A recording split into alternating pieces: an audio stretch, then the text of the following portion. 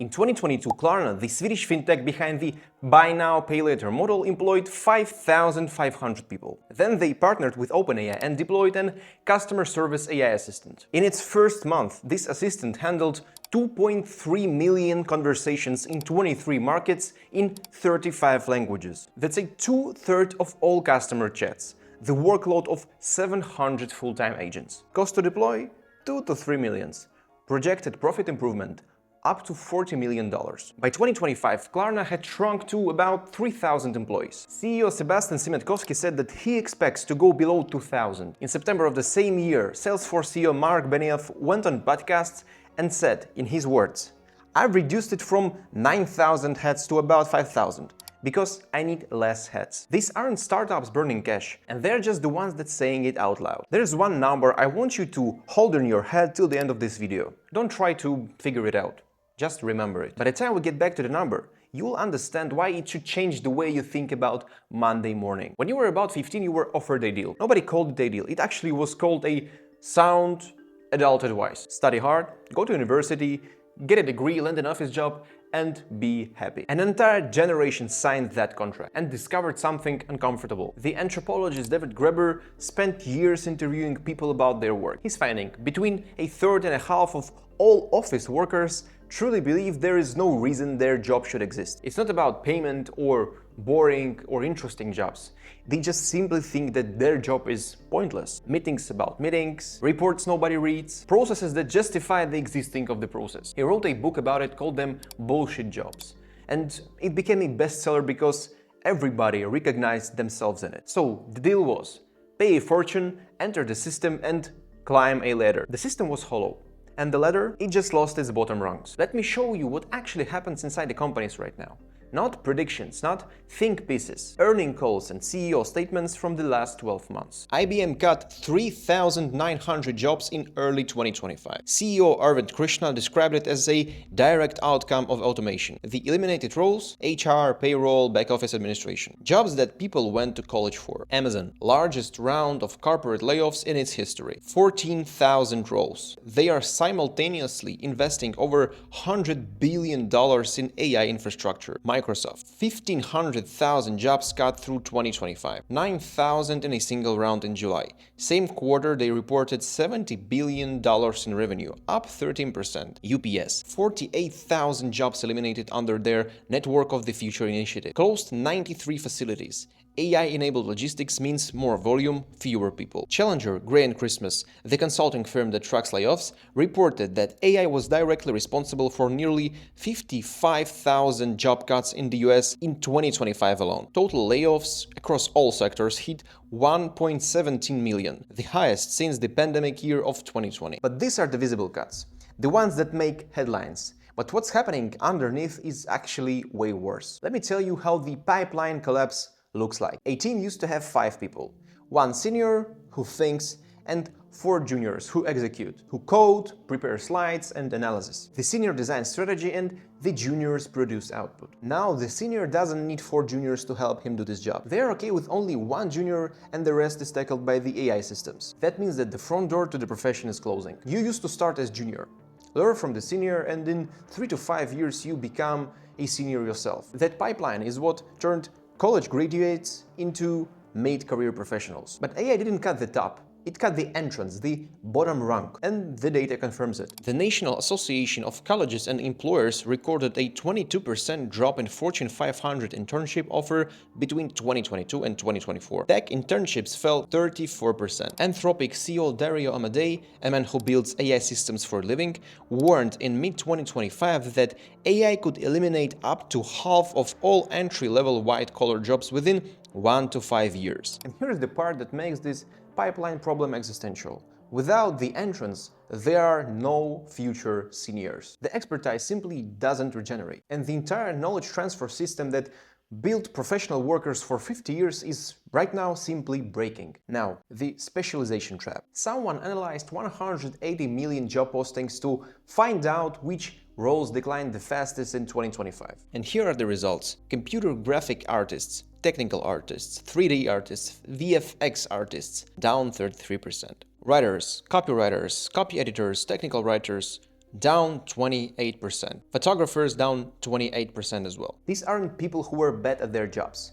These are the people who spent years mastering the craft that was actually easily automatable by AI. One copywriter described it in a piece published by Blood in the Machine, Brand Merchant's investigation into people who lost their jobs to AI. She ran a copywriting agency for 8 years, and the business was good. Then ChatGPT launched. She said that the drop-off from 2022 to 2023 was bad, but the drop-off from 2023 to 2024 was catastrophic. By 2025, there was hardly a pulse in a business. He shut it down after 8 years. Grammarly, a company built on augmenting human writing, laid off 20% of its own staff, citing the AI's ability to do work autonomously. Canva quietly cut the technical writers when their own AI handled the technical documentation. And here's the mechanism for white-collar positions. The narrower your skill, the easier it is to describe.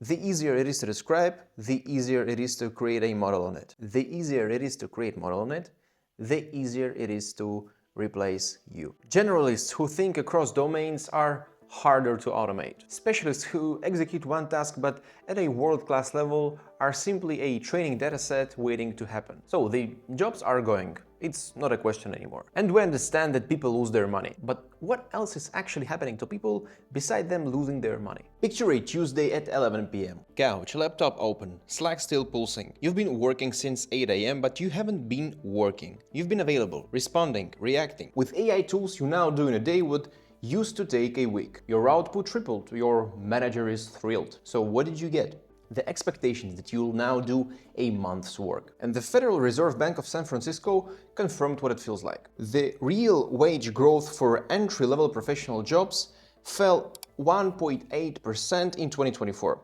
while the broader economy grew 2.4%. So you're basically producing more and earning less. But underneath the economics, there's something corroding that's harder to measure. The more you delegate thinking to AI, the less you practice thinking. The critical analysis, the ability to sit with the problem and complete it without waiting for the autocomplete to help you with the next sentence. Cognition atrophies without load. And when the work you do turns into content, faster, forgotten in seconds, something inside you dies quietly. You used to create things.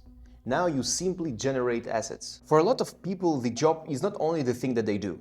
It's who they are. It's how they identify themselves and how they introduce themselves at a dinner party. But when the title disappears, who are you? Millions of people are sitting with that question right now, mostly alone, because we don't have language for this type of problems yet. But while some people are losing ground, others are quietly pulling ahead. Guess who is thriving right now?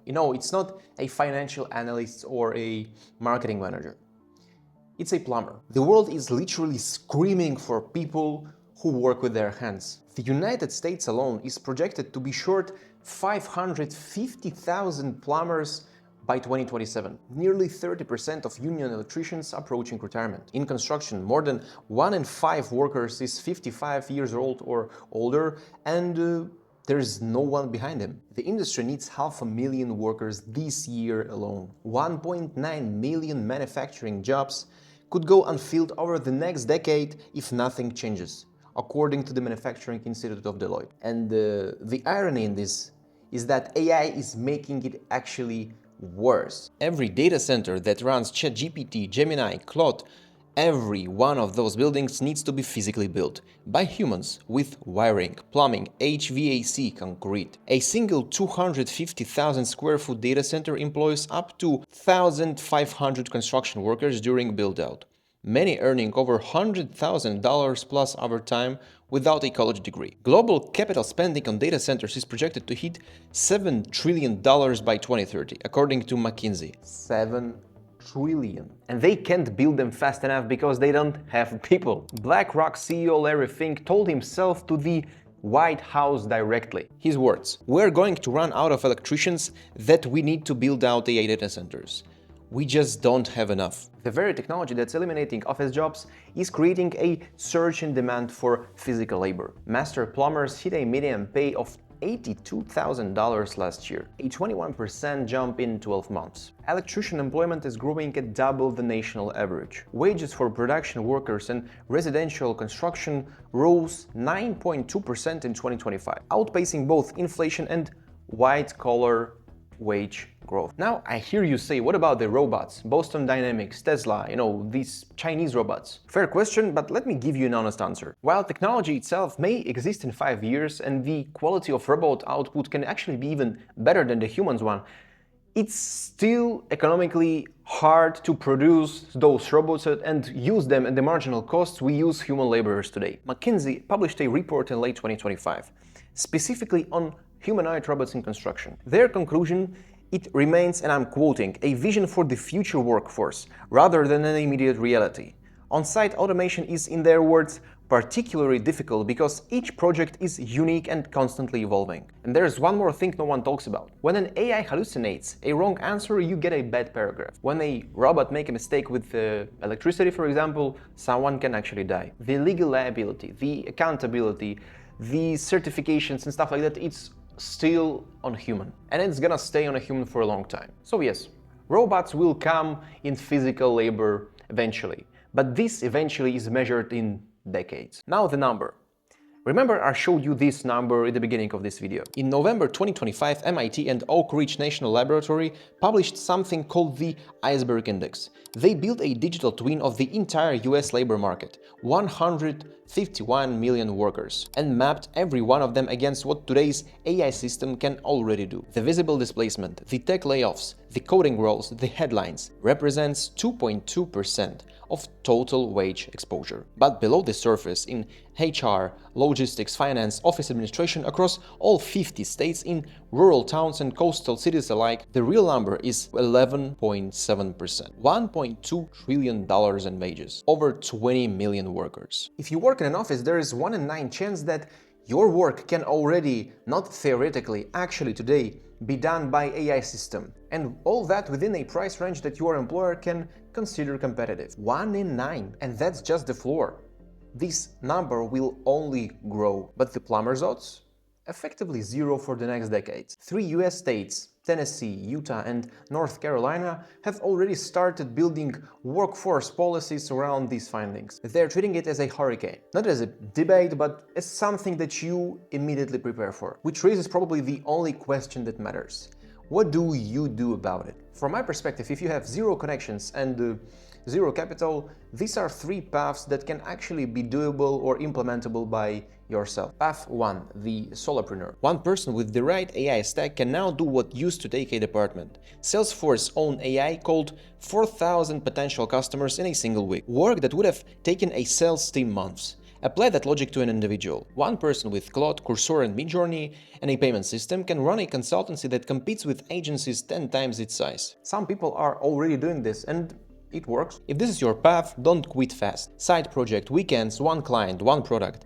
Test whether the market pays before you bet your rent. Personally, I love this path because this is what I'm going. I spent the last 5 years trying to understand how it is to be a solopreneur, testing some businesses, some projects, and right now some of my SaaS projects or my products are actually making a good money for me. Path 2 is pretty simple. Just learn new skills that get more expensive instead of the skills that get cheaper. What's losing value? Writing copy from a brief, templated presentations, basic data analysis, and routine code. The tasks AI handles at a fraction of a cent. What's gaining value?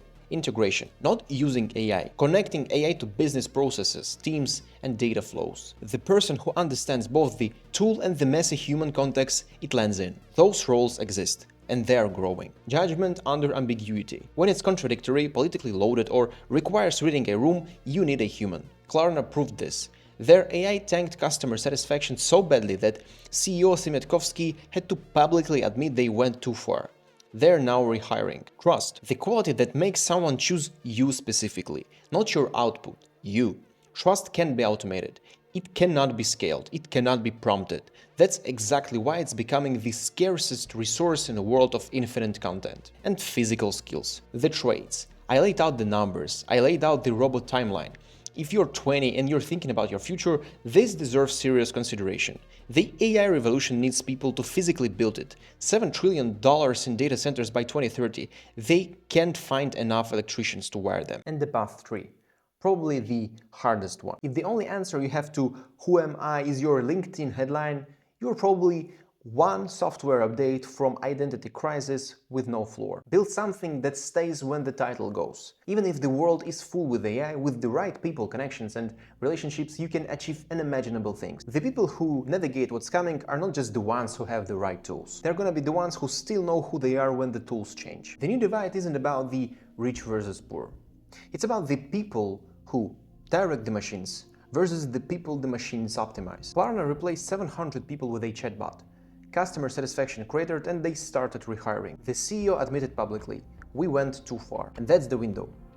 Right there. The moment where the most aggressive AI adopter in the world had to admit, some things still require a human. The question is, whether you are building yourself into a category of human they came back for, because the window doesn't stay open. Thank you for watching this video.